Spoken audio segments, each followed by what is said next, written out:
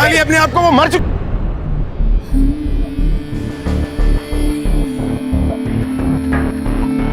हम किसी चीज के लिए ना नहीं बोलेंगे, बस आप हमसे वादा कीजिए पैसों के लिए हमारे पति को आप परेशान नहीं करेंगे। ये बात इनको पता चल गई, ये बर्दाश्त नहीं कर पाए। एक दिन इन्होंने आत्महत्या कर ली और फिर हम सब यहाँ चले आए।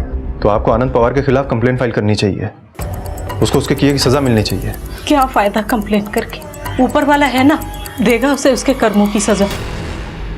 ये साबित हो चुका था कि आनंद एक गलत इंसान था, लेकिन पुलिस के पास ऐसा कोई पुख्ता सबूत नहीं था जिसकी बिना पर वो उसके खिलाफ कोई एक्शन ले पाए। दूसरी तरफ सोनाली के कत्ल का अब तक कोई भी सुराग पुलिस के हाथ नहीं लगा था। ऐसा महसूस हो रहा था कि जैसे कभी कोई सुराग था ही नहीं। और तभी एक ऐसी घटना घटी जो शायद पुलिस के इस गतिरोध को बेच सकती थी।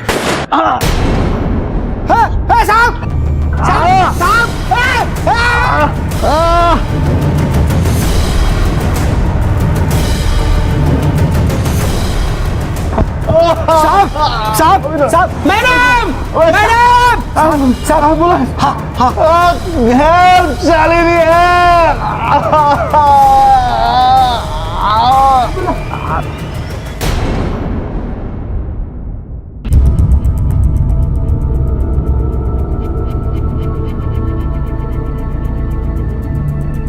मीनाक्षी ताई, कहाँ से आ रही हो? काही नाश्ता आणू का? नको, मला भूख नहीं है। अरे और कितने दिन भूखे रहोगी? जाने वाले को कोई नहीं रोक सकता। तू क्यों इतना परेशान हो रही है? मैं आज गाँव जा रही हूँ।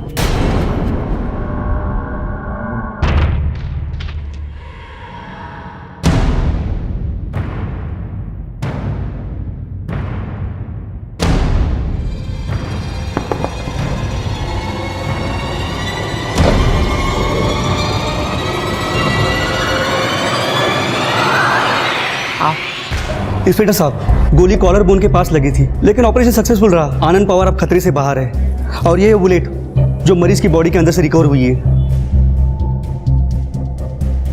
कदम, शायद ये देसी कट्टे से चली हुई गोली है। सो इसका मतलब कि जिन लोगों ने पवार पे पहले गोली चलाई थी वो दोनों अब भी उसके पीछे हैं। हो सकता है। डॉक्टर, ये हम पेशेंट से मिल सकते हैं? जी हाँ, आप मिल सकते हैं। मैंने आपको पहले ही कहा था कि मुझे प्रोटेक्शन चाहिए, लेकिन आपने मेरी बात ही नहीं मानी। डरने की जरूरत नहीं है।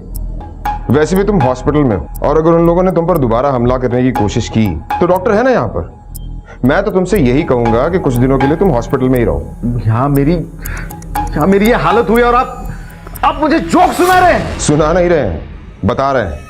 और एक वार्ड बॉय को तुम पर नजर रखने के लिए कह दिया। और हाँ, अगर एक औरत ने भी तुम्हारे खिलाफ कंप्लेंट की तो यहां से भी ज्यादा सेफ जगह पर तुम्हें ट्रांसफर कर देंगे। तब तक के लिए टेक केयर।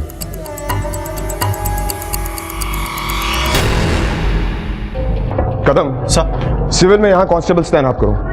हो सकता है आनंद पर दोबारा हमला हो। ठीक है सर। जी नमस्ते, मेरा नाम शालिनी है। मैं एक एनजीओ से आई हूँ। हमारा एनजीओ कैंसर पेशेंट्स के लिए काम करता है। वो हॉस्पिटल से पता चला कि आपके यहाँ कोई कैंसर पेशेंट है, तो आपके लिए कुछ मदद लाई थी मैं। ये कुछ पैसे हैं, अरे ले लीजिए, आप ही के लिए हैं, प्लीज।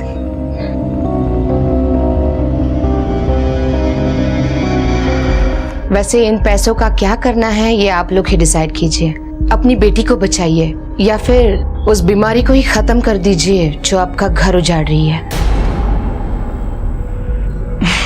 नमस्ते। ये क्या बोल के गई?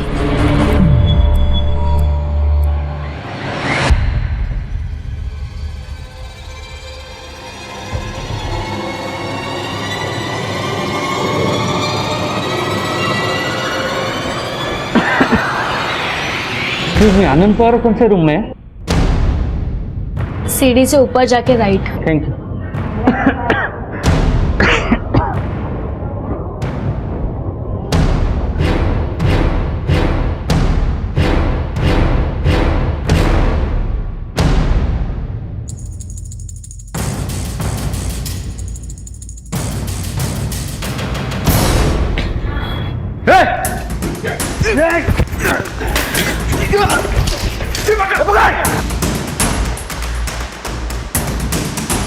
रुक, पकड़ो।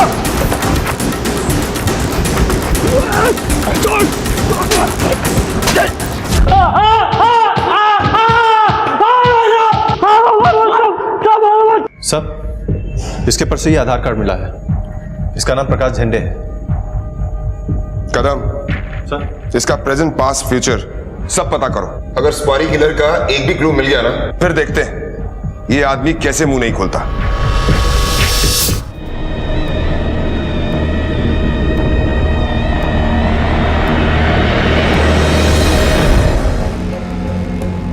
बड़े ढीठ हो तुम, हाँ? इस बार भी बच गए ना, मगर इस बार आखिरी बार था, अगली बार नहीं बच पाओगे।